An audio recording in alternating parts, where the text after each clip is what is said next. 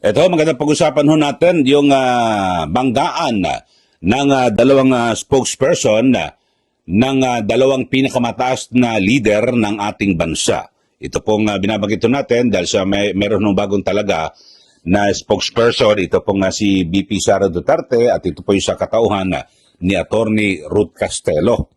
Samantalang may nauna ng spokesperson na tumatayo o pala sa press officer, ito pong si Pangulong Marcos Jr.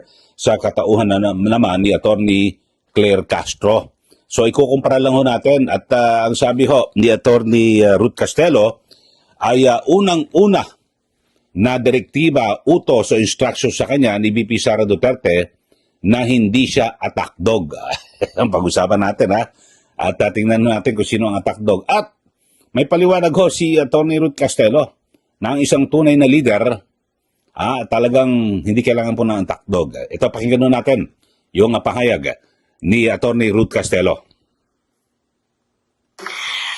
The instructions are, number one, I am not an attack dog. Not being an attack dog, I will not go on the offensive. I will just report. I'll be straightforward, report on what message the Office of the Vice President needs. And that's basically it, actually. No other instructions. Well, of course, except that I will need to be firm when I need to be firm, but I need to be soft as well when I need to be soft. So, how can we accept that yung responsibility as a spokesperson? Pero may pressure po ba sa inyo? Bakit po ito natin expose na pressure in what sense? Sorry? Sa natin ng mga issues, No, because I believe in the leader, and the leader can handle it herself. Right? I'm just a support staff, backup, cheerleader. Yeah, but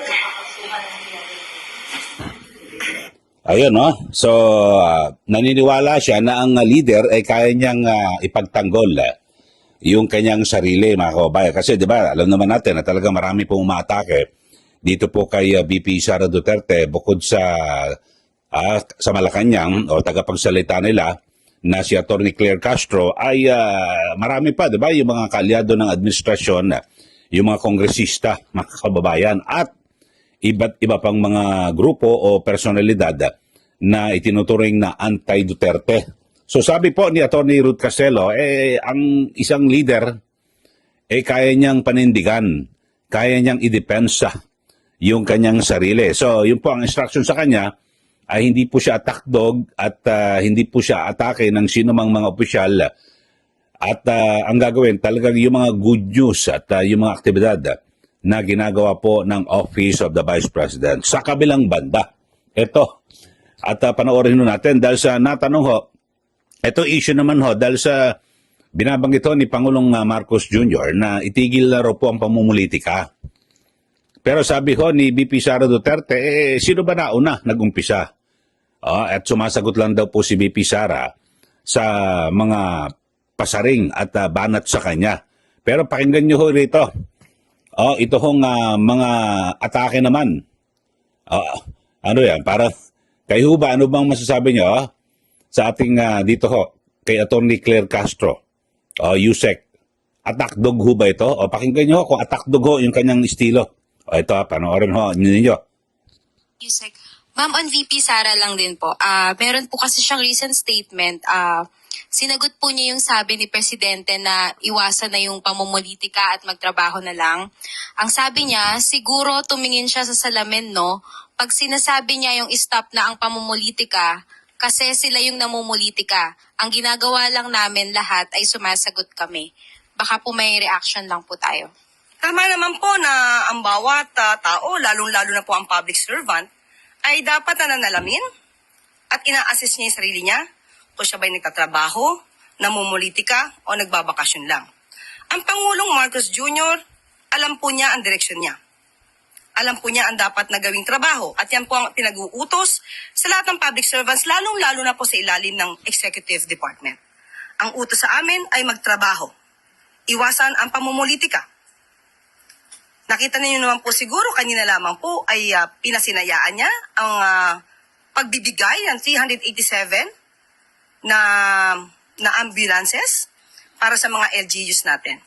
Nakita nyo na rin po kung paano siya tumulong na mapaunlad pa ang sektor ng agrikultura.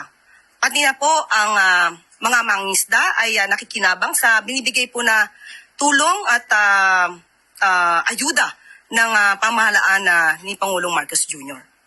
Hindi po nag-aaksaya ng panahon ng ating Pangulo para tumulong sa kababayan.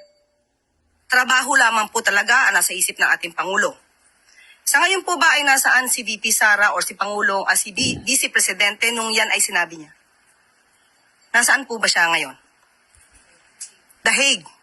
Okay, at ang ating pagkakaalam hanggang kailan po siya doon? Hanggang July 23. So, yun lamang po. Tandaan po natin, ang Pangulo po, aksyon, hindi bakasyon. Okay, so kita nyo naman kung sino ang namumulitika. Kasi kung hindi ka talaga namumulitika, mga kababayan, dapat, okay, yung mga sagot ho nitong si Attorney Claire Castro, talagang, ito ho, talagang grabe ho yung bahid ng politika, di po ba? At kini-question niya, ito hong mga ginagawang pag-abroad ni VP Sara Duterte at parang tila wala raw trabaho. Alam niyo ho, mga kababayan, na sa ating saligang batas na ang presidente, 'di ba, at ang vice presidente, halos parehas ang trabaho 'yan, mga kababayan, 'di ba? Pero dito ho sa Pilipinas, ang vice presidente, kapag wala kang cabinet position, wala kang trabaho eh. Ang gagawin mo lang ho, mag-aabang ka lang kung may mangyayari sa presidente. Yan po nasa ating saligang batas, wala ho talaga eh. Kaya ang kadalasan yung ibang mga vice presidente ay binibigyan po ng cabinet position para meron po silang partikular na ginagawang trabaho. Pero dito wala ho eh. Ang vice president sa Pilipinas wala. Talagang reserba lang po, mga kababayan. Kaya may mga sariling inisyatibo. Alam ba kung tulad do si VP Sara, talagang ayaw niya namang nandiyan lang ho siya sa opisina o kung nasa bahay lang, kung ano man, may sarili siya, umiikot ho siya. Mga kababayan, at kung saan-saan dinadalaw niya yung Filipino community sa abroad at sa iba pang mga lugar dito po sa ating bansa. Pero dito ho, katulad do sa The Hague, Netherlands, nandun po ngayon si VP Sara. Sino ho bang anak na yung kanyang ama na matanda na 80 anyos at sabi nga po, butot balat, hindi mo dadalawin? Kung maaaring ako, di ba, baka kung pwede lang, doon na siya tumira. Pasamantala, hindi po ba, at manatili roon? Baka kung hindi lang po vice presidente yan, baka nandun na ho yan.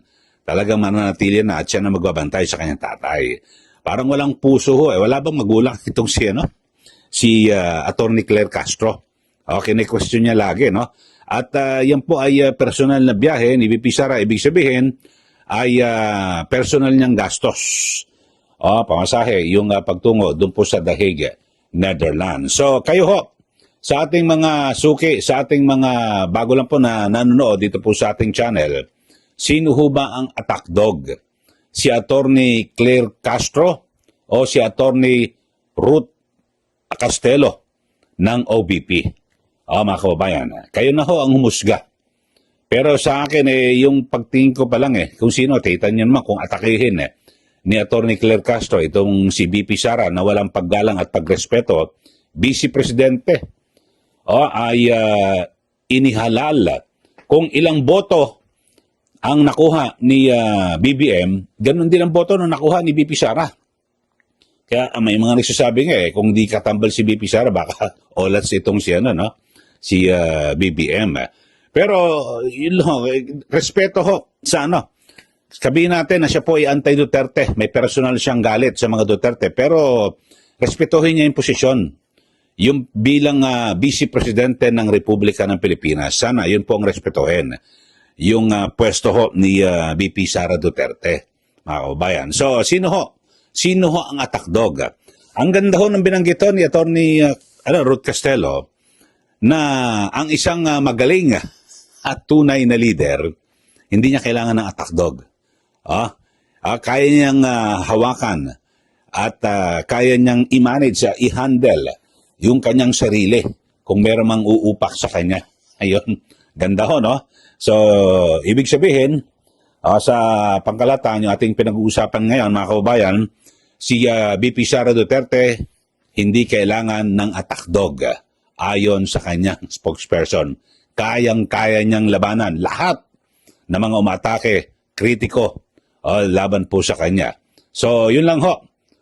Sa mga bago lang po sa ating channel, subscribe na po kayo at huwag niyo po kalimutan na i-share para lagi kayong updated dito po sa ating mga issue na pinag-uusapan. Okay, maraming salamat. Muli, ito po si Kaeli. Magandang araw po sa ating lahat.